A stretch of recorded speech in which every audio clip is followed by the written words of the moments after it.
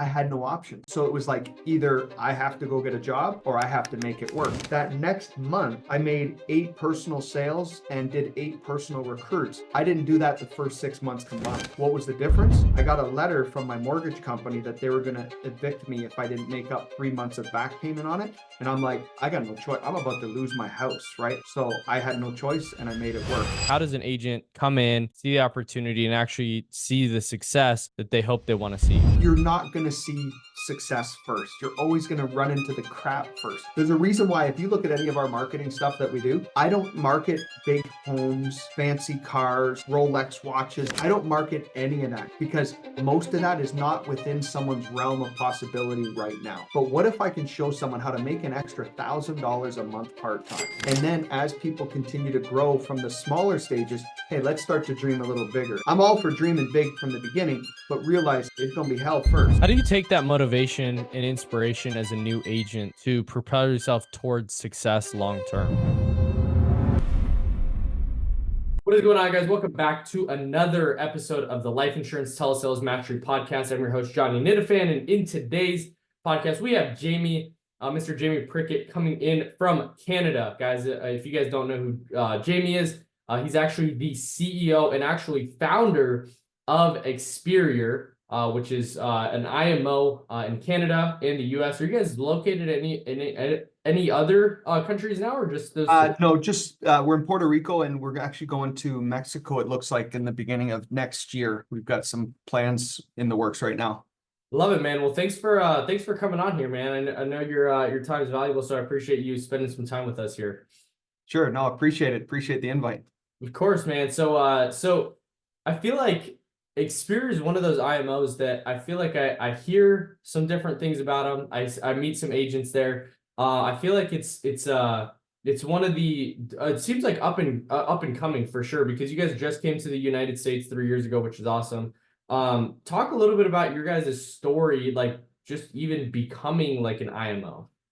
Yeah, well, take you back. I was 21 years old. This is 23 years ago, and I got recruited into Primerica, and I ended up, getting excited about it, and so excited that I stayed there for 10 years full time. Had an office with them, but after 10 years, my wife and I actually met my wife in Primerica. We were still struggling financially. We had 4 kids at the time. We now have 9. Oh, wow. Yeah, we're crazy. But we really struggled financially. And then when we left Primerica, we became independent brokers, working with an IMO. We call them an MGA here in Canada.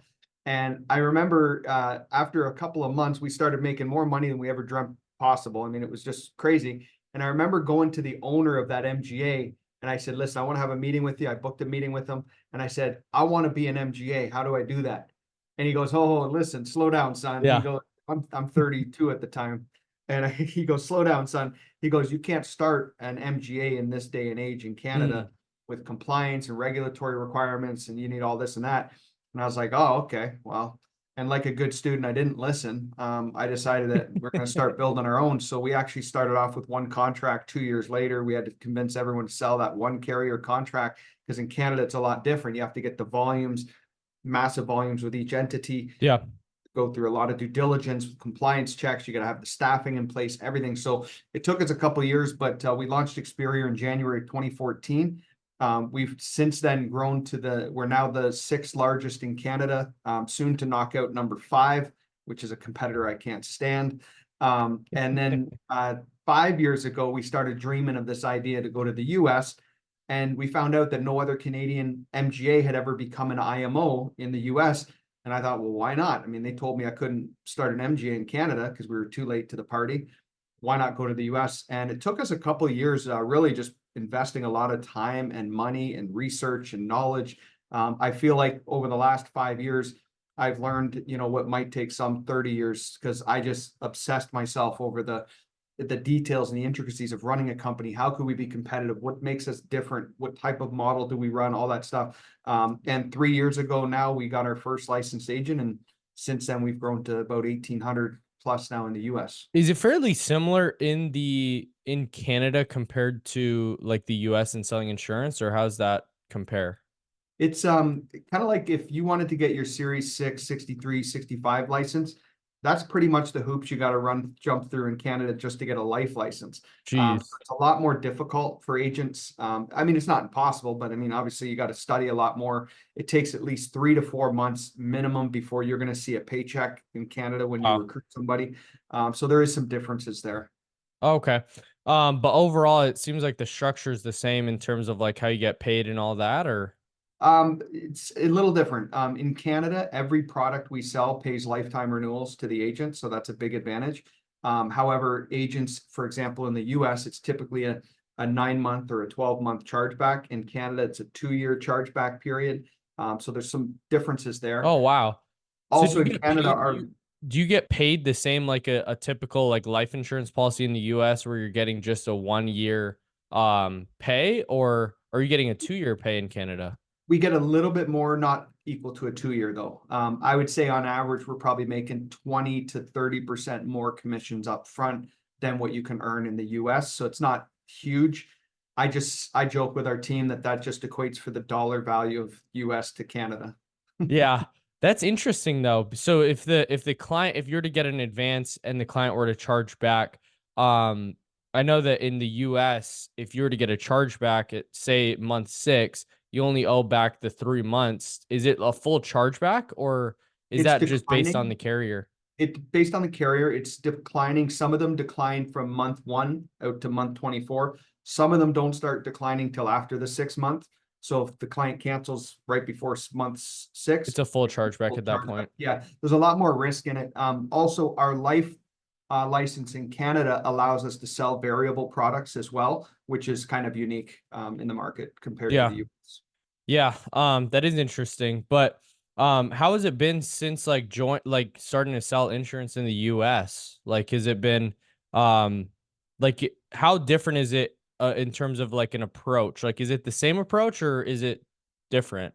Because It's I've never really talked to a Canadian agent, so I'm super curious Yeah. on my end. Well, basically, what I'd say is like Americans, it's kind of like Americans aren't afraid to get dirty, and I love that. They're not Yeah, afraid to get in your face, and they're not afraid of what someone's going to think about them if they post something on their social media. I find on the Canadian side, a lot of agents traditionally are a little more reserved, a little more, you know, they hold back a little bit. They're not like, hey, look at this, and I'm going to help you and save your life financially. They're not so much like that. They're a little more I guess I'd say methodical, but that's not even the word.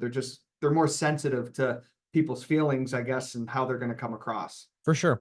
Um, so you guys are really um it's from what I've heard, and correct me if I'm wrong here, but it seems like you guys were very much like warm market based, and you guys are starting to incorporate more leads now, or how's that Yeah, working?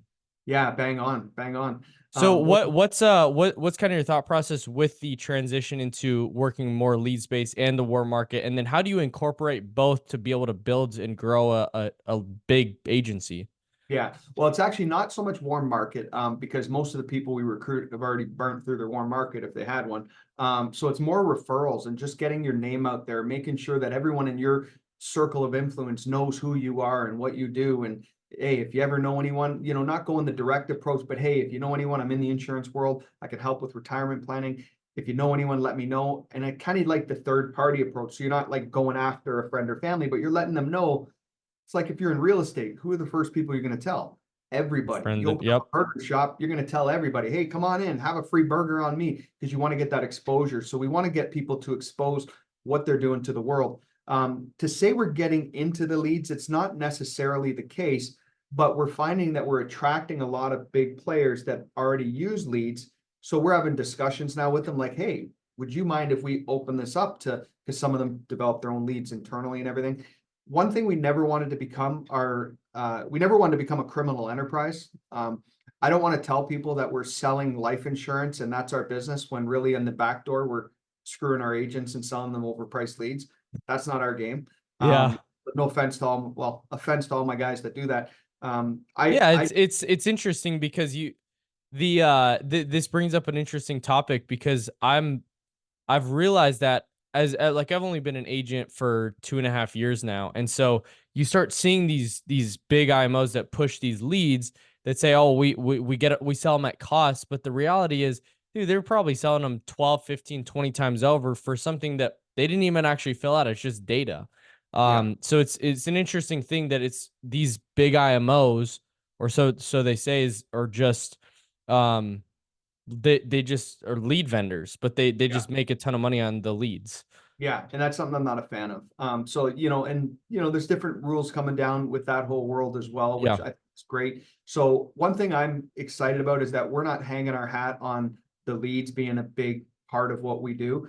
For people that need them, like them, love them, great. We're going to have solutions, but we're not going to make a dime on it. We're going to use third-party relationships. We're going to focus on what we're good at, and that's selling life insurance.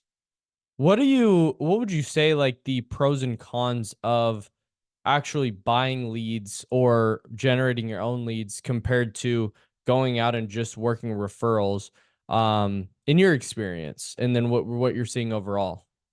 I think with the leads, and I think this is my experience, part of the reason I think leads hasn't been successful for 99.9% of Canadian agents. Like in Canada, it's very rare that an agent is even buying any leads, right? The whole Canadian landscape is different that way. And I think it's because it goes back to Canadians being less, in your face and, like that kind of thing, right? And Yeah. it's not a bad thing. I love Americans. I'm American at heart, man. I love the United States of America. But I'll tell you, I think that with leads, you have to be aggressive. Like this is from what I've heard, right? I Yeah. have never called a lead in my life. It's not my deal. But you have to be aggressive. Hey, listen, well, why don't you go get your checkbook right now while I got you on the phone? Blah blah. Like the Canadian would be more like, well, if you get around to it, maybe give me a call back sometime. Well, you're never going to close a sale. So I Yep. think your cost per acquisition is not even going to be financially beneficial in Canada if you're True. going to be Mr. Nicey Pants, right? You Yeah.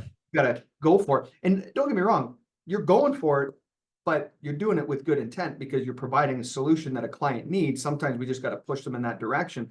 But I think that's why it hasn't really flown in Canada so much. And I've also heard that the cost per lead tends to be a lot more expensive up here for whatever reason. But yeah, Yeah. No, that's interesting. So how many agents do you guys have now?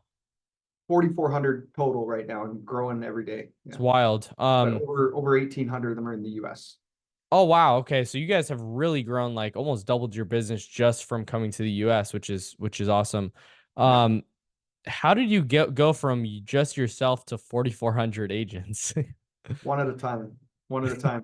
We started on the second floor of a flower shop. We had a boardroom table, which was actually one of those white fold-up tables. Oh And yeah. I sat there and I looked at those 7 people 10 years ago and I said, listen, our industry is borderline corrupt. I believe that there is so much garbage in our industry. And I said, we're going to fix it. And I looked at these guys and they probably looked at me like I had 3 eyeballs. And I said, we're going to do something special. We're going to change the way this industry is, the way that business is done. And we've actually, I'm even educating very savvy people in the States that an LOA has nothing to do with ownership. Everyone says LOA means the agency owns your book. No, it doesn't.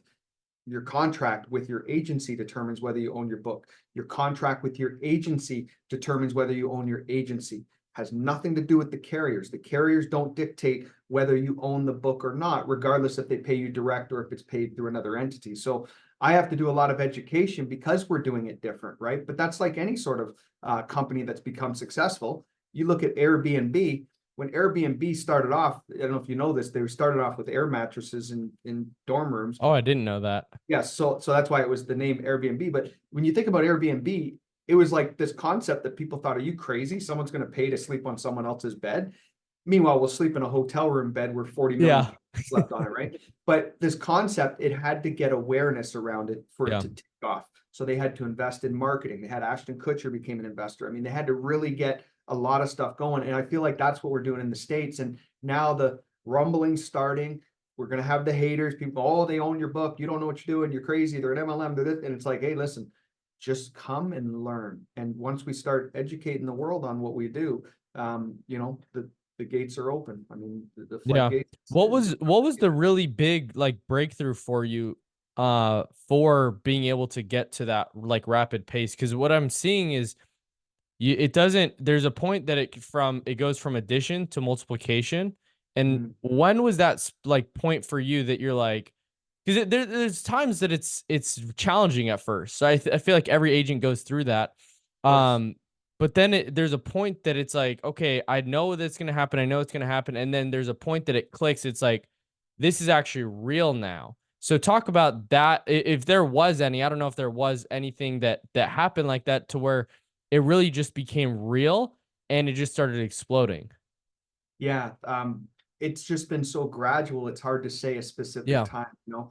I mean, I remember 6 years ago, we had a big player come on and I thought, man, look at the growth we just had. And it was great. We had some big growth. And then 8 years ago, we had another three guys came on, you know, we call them the team FML, which FML is actually the first initial of their three names, but they caused me a headache. But I'll tell you, those guys helped us go to the next level. And then last year, more people helped us get to another level. And I feel like we've had like these mini explosions all along the way. So we've seen this, and I feel like right now what's happening is our leadership team is coming together. And when I say leadership team, I'm talking field leaders, right? I have meetings bi-weekly with our executive director team, which is all of our field leaders. And we have the same heartbeat. I mean, there's not one person trying to screw over the other guy and trying to take people. And we have such an amazing culture of leaders.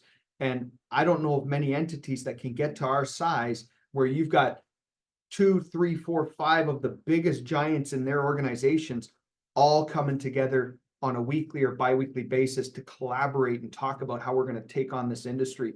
And we have that. So I think our collaboration is causing even more of an explosion. People, not to coin Bet David's company, but this is people helping people, Yeah. what we've Yeah. got here. It's cool because once you get like, you don't have to have a lot of people, if that makes sense, it to be able to have a massive impact. It's cool because if you get like 5 to 10 A players all rowing in the same direction, you guys can go really, really, really fast and do some massive damage, Yeah. which is really cool. It's interesting because are you the sole owner and founder? My wife and I are founders, but not sole owners. Approximately 23% of the company is owned by our executive directors. So the Okay. leaders that build agencies, we give out equity to leaders that are hitting certain milestones. That's cool. Talk about like going at this with people, kind of on this topic, right? Going at this with people and the importance of like proximity in your life and like being able to elevate to the like high standards. Because the reason I say that is because it's easy to go fast alone, but then trying to go far and get to the next level and next level without people is kind of impossible at times. So what has the importance of having the right people in your life? How has that helped shape to who you are today and how you've gotten to the spot now? I mean, it's everything. Even going back to my Primerica days, I don't have a lot of respect anymore for my mentor at the time, just because of some things that he said about me and spoke about me, and to this day hates me, like thinks I'm the devil. 12 years later after leaving, but he taught me a lot about the business, and I always look at that and I'm so thankful. As a matter of fact, several years ago, I reached out to him, wanted to just sit down with him and thank him for all that he poured into me. And I wasn't trying to recruit him. I knew he wasn't going anywhere. It was legit, just wanted to say thank you. And he couldn't even get through a sentence without, dropping the F-bomb in it and saying, I don't need your coffee. You're wearing the wrong colored jersey now. And I'm like, yeah, but we're still in the same game. Like, can't we, at the end of the day, can't we shake hands and high five each other, but just wasn't the case. But, from that guy to now, mentors in my life now they take different forms. And some of them are agents in our business that have become mentors of mine in different areas of their life.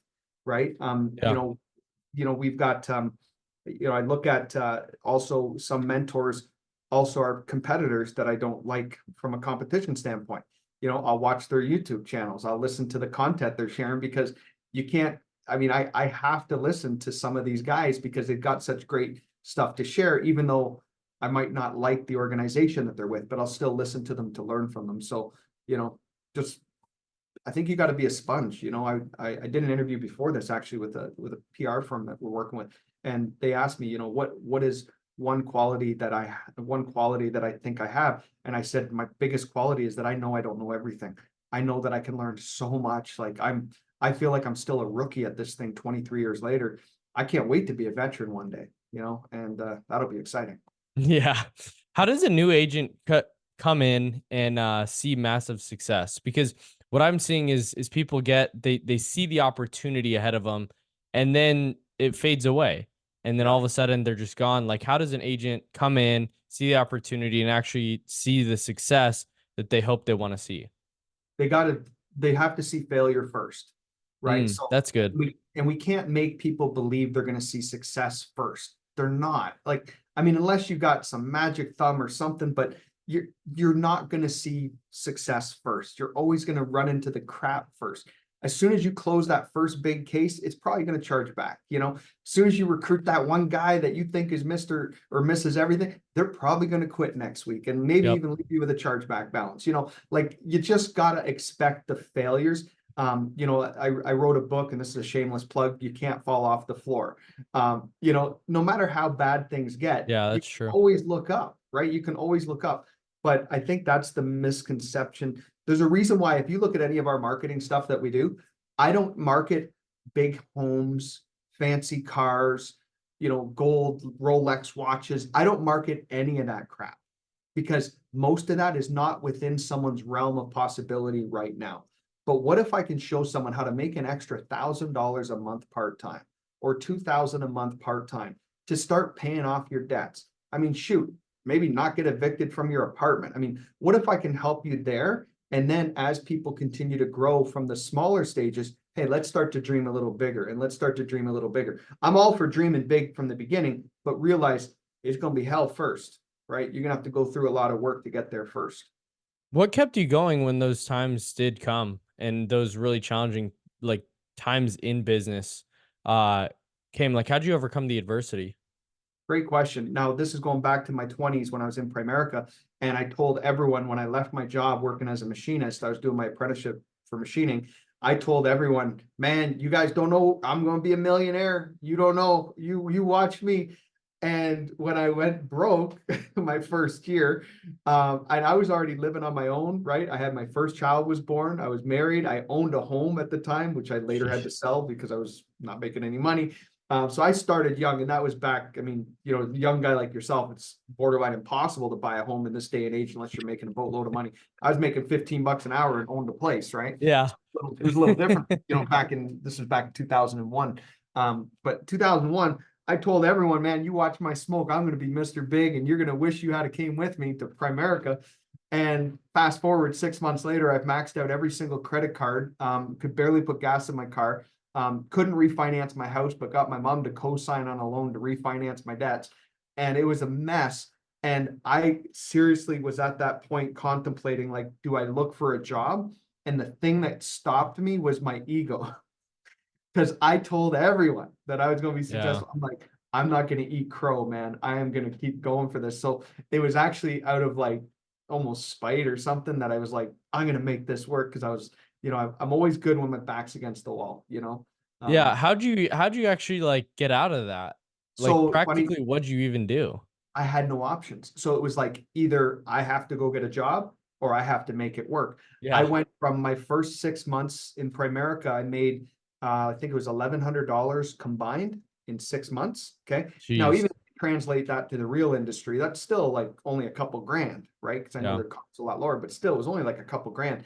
That next month, I made 8 personal sales and did 8 personal recruits. I didn't do that the first 6 months combined. What was the difference? I got a letter from my mortgage company that they were going to evict me if I didn't make up 3 months of back payment on it. And I'm like, I got no choice. I'm about to lose my house, right? So I had no choice and I made it work. Now I ended up selling my house years later because it just became like I wasn't just making enough money and it was just a stress all the time. So Yeah. So you did that, and then how'd you use that momentum to propel you forward and just keep going? then I just realized that it's consistency. I started working on my mindset a lot. I started reading books. I never read a book my first 6 months either. I mean, I wasn't being taught these things by my upline trainer or whatever. So I started like, reading books. Now with YouTube, we didn't have YouTube then. But with YouTube, it's just amazing. You can learn so much. You can learn from so many people. Even to this day, when I go and I did a run this morning, 45 minutes, all I'm doing is I'm listening to success stuff. As a matter of fact, I was listening to mostly Dana White this morning, interviews that he's done. So I'm Awesome. always listening to people nonstop. Now I can start listening to your channel and see what's up, now that I know you and stuff. Yeah. So yeah. No, that I appreciate that. And like, I was reading this. I'm doing 75 hard right now. I don't know if you've heard Oh, of that nice. before. I have, yeah.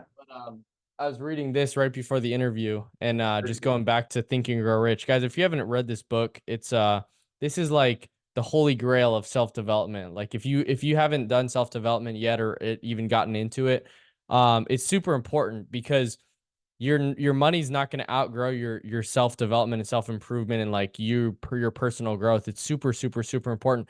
How has like talk about the importance of like developing your mindset and developing like you as a person and then seeing the money follow that.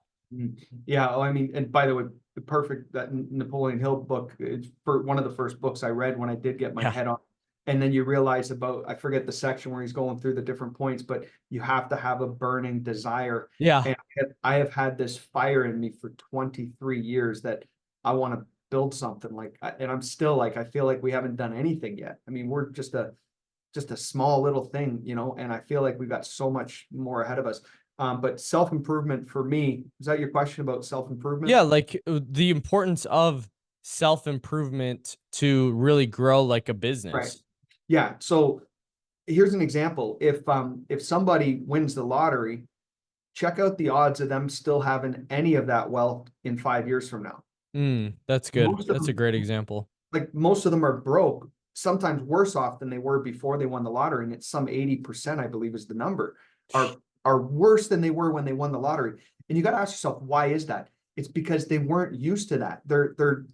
They just had this crazy windfall, but they didn't know what to do with the money. And they just did the normal things that most normal people do with money. And that is we spend it, right? Yeah. Someone gets a raise at their job. I don't care if you get a $5 an hour raise, a $10 an hour raise, a $20 an hour raise. I mean, I'm talking, you get a big raise at your job, you're still just as broke 2, 3 months later because it just gets built into all your expense. You just get a little bit better car. You get a little bit better meal when you go out to dinner.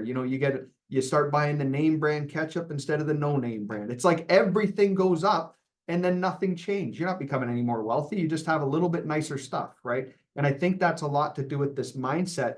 I think one of the biggest problems that people have in our industry is that they never think out a year, 2 years. They're always thinking about next week. And they're always concerned about next. Yes, we have to worry about next week, but is what you're doing now going to get you to where you want to go in 2 or 3 years from now? And if the answer is no, then change what you're doing. And if that means that you have to hold down another full-time job temporarily while you get this business going, then that's what that means, right? I have a lot of people that come into the business because we have a model where you can recruit and build an agency, and that's wonderful. And they go, Jamie, what should I focus on? Should I focus on recruiting or should I focus on sales? Answer I give to everyone. Here's the focus. Pay your bills. That's what you got to focus on. Make sure you're making money. Yeah. If you're now, if someone comes in and they already got $1 million in the bank and they just want to build a massive organization, hey, you might not have to sell. Guess what? You could just come in here and you can just start recruiting away. But most people I know are like I was. I needed to sell. I True. was a much better salesperson after 10 years in Primerica than I ever was a recruiter because I never made much in overrides, but I was able to at least stay afloat by making sales, right? It's important, and a lot of people are sold the dream of the passive income, but the active income is so important because there's no way that you can be financially free tomorrow if you don't even make it to tomorrow. And that's what I really emphasize. Like you gotta go out and you gotta work double time if you want to recruit, if that's what you want to do. Right now I'm not recruiting, but this Yeah. is an opportunity that hey, you can go out and make money selling life insurance, like actually selling life insurance yourself, but you can't be focused on recruiting if you can't even make a dime yourself. Yeah. And if you're not even going to be here tomorrow. And so how are you going to even help these agents that are coming in that you don't even know how to sell insurance yourself? Talk about the balance, right, of producing and building. When's the right time to actually go out and start building a business and recruiting an agency? It's hard to say because, with us, we have executive directors that have agencies. So someone could be very relatively new in the business, but because they're working under the mentorship of an executive director, even if they brought their best friend along with them, they're not going to be training their best friend. They're getting the training and work with the executive director. And then as a company, we're running multiple trainings a week from top down. So, even our executive directors are plugging into our trainings with their team. So we do it a little bit different, but my whole thought process is this. You need to have a track record if you want to attract people. If you don't have a track record, you're not going to be attractive to anybody that you're trying to recruit. True. You can, sure, you can put someone in front of your leader. Okay, that works for a period of time. But I think at the end of the day, like you said, go out and sell your butt off for a period of time to prove that you know how to make money in this business. Now I think you're qualified to show others how to make money in this business. Doesn't mean you're going to be a great leader. I mean, we got some great salespeople that couldn't, they couldn't lead a 3-year-old, right? Yeah. And that's frustrating. But at the same time, you want to give everyone a shot to lead when they're getting that role. But we're actually we have our convention coming up in July, and we have Jarek Robbins coming in, who is Tony Robbins' son, and he's actually, Oh, interesting. yeah, it's really cool, and he's just a great guy. He's very dynamic, and he's taken our agents through a 10-week process leading up to the convention. Then at the convention's like the rah rah, we're excited, let's go, and then another 10-week follow-up after that, because we know that you can get excited in the moment, but we want people to learn the fundamental tools that are going to help them succeed. So How do you take that motivation and inspiration as a new agent to propel yourself towards success long term? uh, you're not always going to be motivated. Like you're doing the 75 hard. I'll bet you're real excited to get up in the morning and do it. Not right. I mean, you're excited about finishing it right now. You're going Yeah. through, like, this Yeah. sucks. My life, I hate it. But you know what? At the end of 75 days, you're going to be like, yeah, damn right, I did that, right? Yeah. And then that's going to propel you into doing something else crazy. I'm doing a 50K thing through the mountains in Montreal at Mont Tremblant. My Last gosh. year, When's that? it's insane. It's in June. And I only started Wow. for like a few weeks ago. But last 2 years ago, I was 45 pounds heavier than I am now, and it was all fat. And so I decided I wanted to get healthy and take that part of my life serious. And the only thing that's keeping me motivated is having these events from one event to another. So I'm in this Spartan thing. It's a 50-kilometer. I only finished 30 kilometers of it last year, and I couldn't even take another step. And that was after 8 hours and 45 minutes, 30 kilometers Wow. to the mountain, and there's obstacles and everything else. This year I'm determined to do all 50 kilometers and get that big stupid trophy, thing, right? I'm like, it's just Yeah. something silly, but it's like just challenging yourself. And I think the reason that people aren't excited about life is because they're not challenging themselves. See, right now you're excited about working out only because you're doing 75 hard, right? But if it was just you doing, hey, I'm just going to work out for the sake of working out because I hear it's good for my body, well, it's not going to drive you as well. So Yeah. you have to have like something that I think you're always going for. And that's where we're at. For me, for a while, it was, I want to build $1 billion company. That's our focus. And we're probably 10-15% of the way there right now. And now all of a sudden we brought on Jeff Whiteside, who is the CFO for eXp Realty. And eXp Realty got to the point where they're worth about 8 billion and they're a public company. Now I'm going, hold on, $1 billion. That's pocket change compared to what eXp Realty did. Why don't we build a multi-billion-dollar company? Like Jeff Whiteside's got my thoughts going up here. Why don't we go public one day? Why don't we do these things?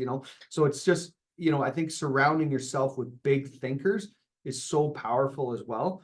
That's where, like, if I was listening to Dana White 10 years ago, it might not have resonated with me as well. But now that we're getting to different, like, we go from different level to different level, it's like now he's resonating more with me, right? Yeah.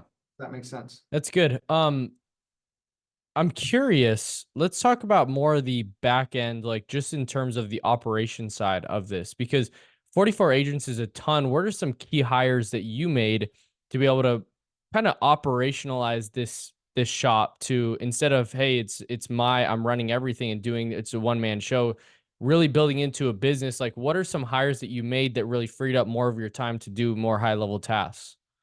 Yeah, and I'm still struggling with that today. We've got about 50 staff right now. And then on top of that, we have 30 people on our development team in the Ukraine, and they're all full-time, Jeez. been with us for 8 years now. So about 80 in total, 50 that are in-house. Some of the big hires we did were taking big players from industry folks. Those were some of the good ones. Like, we picked up a Sheldon Smolin. He's been in the industry 51 years now. He was in, Wow. yeah, and he's 73, I think 72 years old now. But we picked him up from one of the carriers we were doing business with, and he also ran an IMO in the past. I mean, so we brought him, and Wow. his expertise alone and his credibility allowed us to open other doors in the Canadian marketplace. Then we brought on a Sean Redford, for example. Sean's been 30 years in the industry. He's got a big name in Ontario, Canada, which is the largest province in Canada. So, that really helped us open up some doors. Now with Jeff Whiteside, that's opening up some other opportunities. I told Jeff yesterday, we have a weekly call, just him and and he's like, what else can I be doing to help, Jamie? And I said, well, here's what you do. Go find some other Jeff Whitesides to help us, because we need people in all departments that are at these high levels. Doesn't mean we love our staff. We got an amazing team, but we know that, we got to this stage because of who we are. To get to the next stage of where we want to go, we're going to have to get people that have been at that level, right? In terms of public company and people that have worked there. So we're continuing to just level up, in terms of expertise.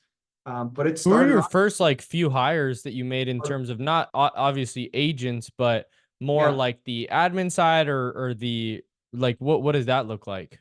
So it's funny, the guys joke that joined me 8 years ago, the FML team, they joke that Jamie was the courier driver, the new business department, the compliance department, the Yeah. everything, Well, it all starts there, right? Like it's yeah. you got time or money, and I think it's honestly hard because that's what I'm starting to experience now as I'm growing a business and operation. It's hard to let go of control, but that unlocks my time to go out and do higher level things. And so I'm just curious for my end, like, because I Yeah. know a lot of other people are probably in the same position too, that you're doing all these things, but letting go of control is tough. So how do you like slowly, gradually build that up? Because there's no way that you're doing 4,400 agents, managing all that, the headaches, the stress, all those things, and still doing that to this day. And you guys wouldn't be able to get to $1 billion valuation No, or a you're right. billion-dollar company if it weren't for people. So like talk about that a little bit. So our first hire was like right when we launched it, right? She was our first hire, and it was my wife's cousin. And she was working at Tim Hortons. And we said, Yeah. hey, Rochelle, we need someone to help us with commissions, because we were doing everything on an Excel spreadsheet. It was all internal. I mean, it was brutal. She didn't even know how to use Excel when she started with us, right? I didn't even know how to use Excel crap. Yeah. So we were doing this, and it was all like data entry. But again, we had like 7 agents. We grew it to like 25, 40 agents before we hired. So we hired Rochelle. We didn't pay her for 2 months, but she knew we weren't. We told her, hey, just give us 2 months. And don't worry, we've made up for it since then. She's still with us today. She owns shares in the company. So, she's That's still, awesome. Yeah. yeah. But she was day one. We had Rochelle. And then it was a little while later, a lady from my mother-in-law's church started working with us part-time, just helping us, just doing paperwork. Nothing on the computer, because she's 70 something years old. So she wasn't too good on the computer, but she just wanted something minimum wage, part-time, help supplement her retirement. So we started off so small. And then we started, hiring some other people full-time. We started putting ads out there. We didn't even have an ad probably for 2 years to hire someone. It was more just word of mouth and, hey, do you know anyone that will work for really cheap, because we don't have a lot of money, right? And that's how we started it. Yeah.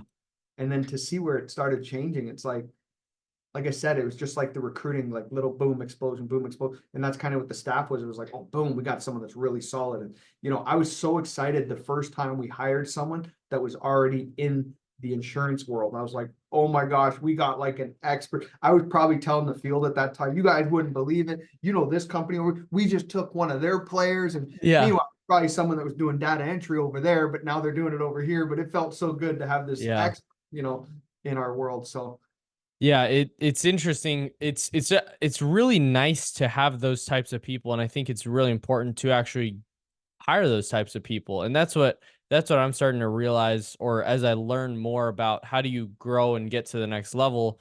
Yeah, they're going to be more expensive than a $3 an hour VA, but imagine how much money and how much faster you can go if they actually know more than you do. yeah, And that's like it's a weird concept as an entrepreneur, but I think as you grow, your team's got to grow and your yeah, vision's got to grow, and they got to fit it. You got to have all these people fit into the vision that you have, but you also have to give them the huge vision to leave a company like that to come here to your place, which is cool. Um, I've um, enjoyed this conversation really a yeah. lot. What were you gonna say? I was gonna say one more shameless plug. If anyone watching your channel is in the industry and looking for a role as a career working for a head office, we're always expanding our head office, especially in the United States right now. So just throwing that out there. Where can they reach out to you or reach out to if they wanted to? Yeah, if they send it to info@experior headoffice.com, I believe, but that might not even be right. Go on to our website, experiorfinancial.com, and there's links there to careers and the different jobs that are available and stuff. And there's some link on there that they can find for sure. Cool. The industry's changed a lot. Obviously, it's 21 years. What are you seeing from your lens being it like, I mean, you were talking about 2001. That's when I was born. And so Yeah. I'm like, dude, you've seen a lifetime of insurance and in industry experience, and times have all like changed dramatically. What are some of the positive things you're seeing about the industry changing tremendously for agents to be able to make more money and make it faster?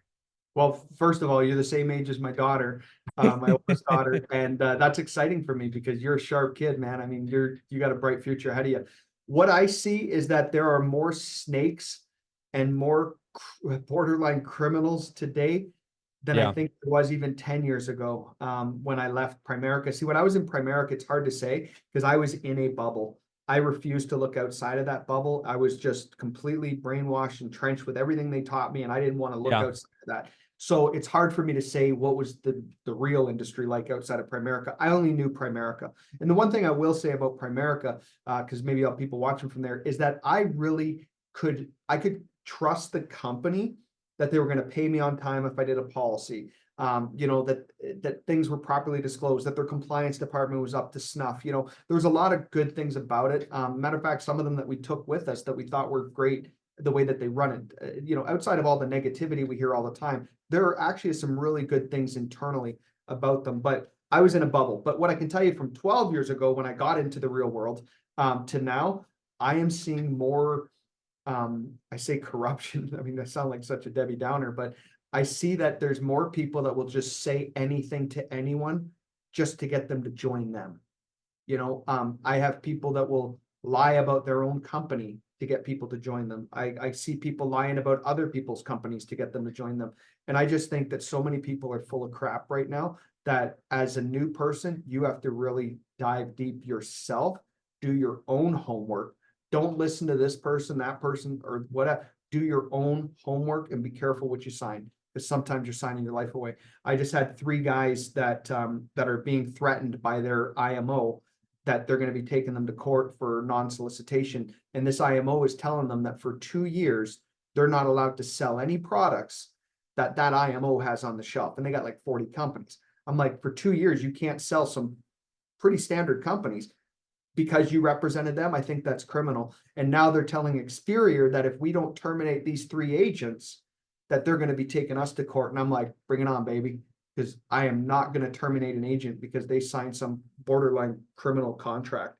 So I see that way too much, and it sucks. I think that, entities need to be operating fair. They need to release agents if they want to go. We're not, this is, Yeah. people, they buy into this. You did this, Johnny, because you want to build your own business, right? You want to build your own thing. You didn't do this so that you could build someone else's business, right? And Yep. that's what I'm It's saying. true. To an agent that might be out there in your position, right? That where it's like credit cards are maxed. There it's challenging, but they have hope. What's kind of like words of wisdom or advice would you give them, seeing the other side of the really like tough times? Well, just realize this, that what you're going through now, in 5 years from now, you won't even remember it, Yeah. right? As a matter of fact, in 5 years from now, if you play your cards right and you stay committed, you're going to look back at those times and you're going to have a great story to share.